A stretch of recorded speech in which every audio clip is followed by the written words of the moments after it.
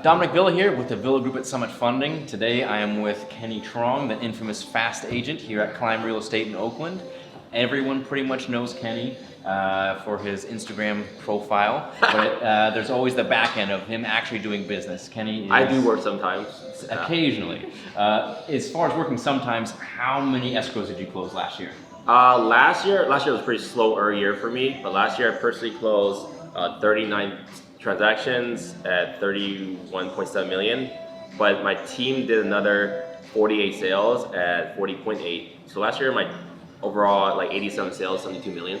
That's not bad. Between the times that I work.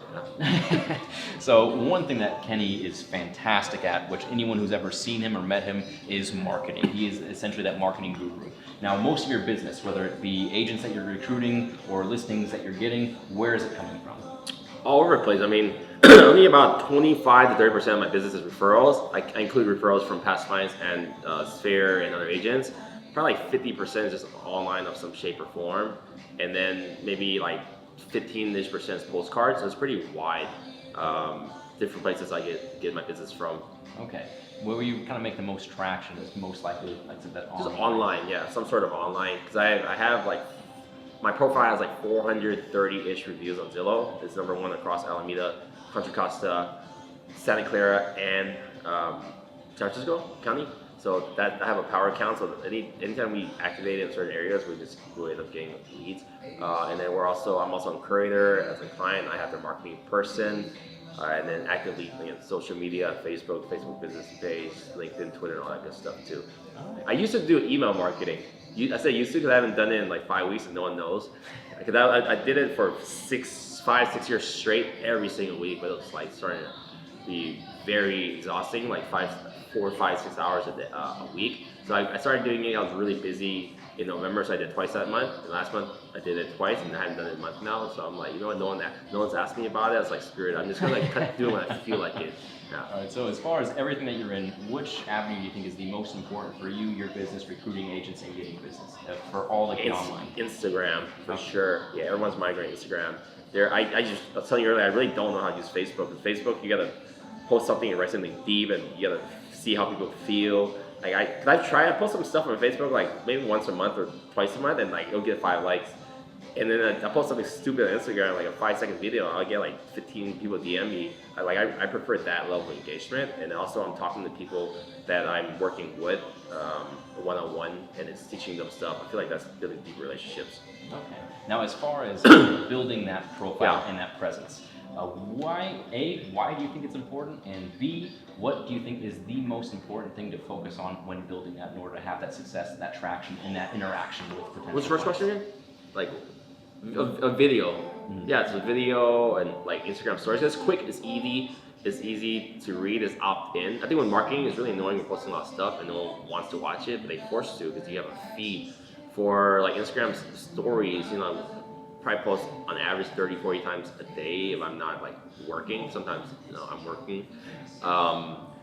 Because if you're putting like original content, that people have something to respond to. You're adding value, whether you're adding value to the agents you're working with. Like for recruiting, you're teaching them things. You're teaching them how to become a better agent. You're showing how you time block and schedule what you're saying, the apps you're using. This is like how I'm putting through my email. I'll record the whole process. This is how I'm dealing with phone calls today, and you'll just show that. And then like people want to share in your success. I mean, last week was one of my biggest weeks of the year. I had if I come Monday to Monday, I had 8 different sellers reach out to me. 3 were past clients, 2 were postcards, 2 were Zillow. It was just all kind, and then we tracked that too. But it's really exciting, I feel like, to watch, because then you'll see me start week. Oh, I got one seller. Right. Next thing you know, boom, I got another one. This is how I'm managing it. Boom, I got another one. And then people are in it. It's exciting to watch. I feel like no other agent that I'm watching has like, I don't know, because I'm doing that, I'm drawing more attention and drawing more deals, but there's no one really exciting to watch in real estate that I know of in our local market. So if someone's trying to replicate what it is that you do, what do you think is the one thing that they need to focus on? What do you think the most important piece of advice is that you could give them in order to build their own presence where they're getting Build a personality. Because I think it's I think Gary Vee posted something, right? Your personal brand is your reputation. Yeah, you can't decide what you want your brand to be. Like say, hey, I'm a high-end agent. I sell Piedmont, or look at me, I'm luxury, or look, I do this or that. Like you whatever you exert out to the marketplace is people determine what that is, and then they put their perception on that, and that's your brand.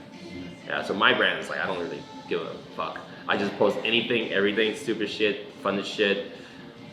So would you say like, hey, don't put yourself on that shelf, just be yourself? You should be yourself, and then you just attract. I mean, I don't need to do hundreds of deals. I don't need to work with everyone. I just want for people who want to work with me to work with me.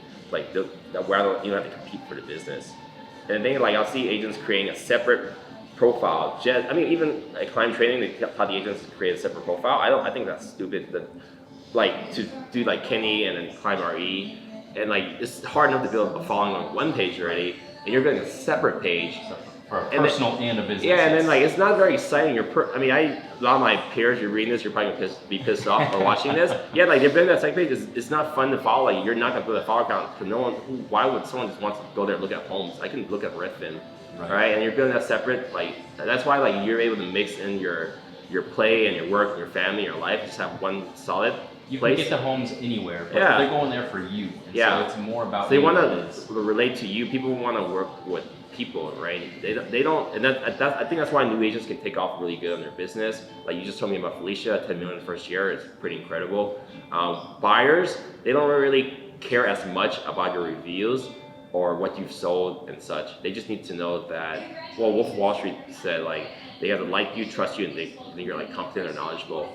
So as a buyer's agent, you could strike the market and break in pretty fast and do well if you just have that. You're likable and people trust you.